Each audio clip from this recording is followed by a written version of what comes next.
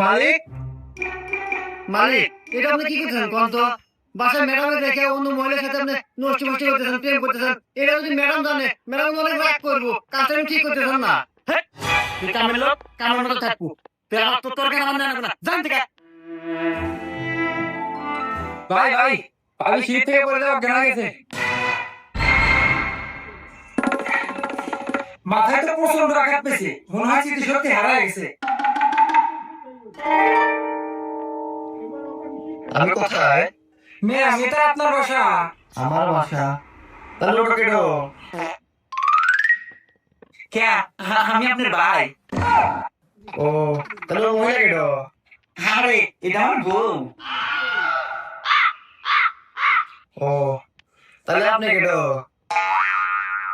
কে আমি তোমার জামাই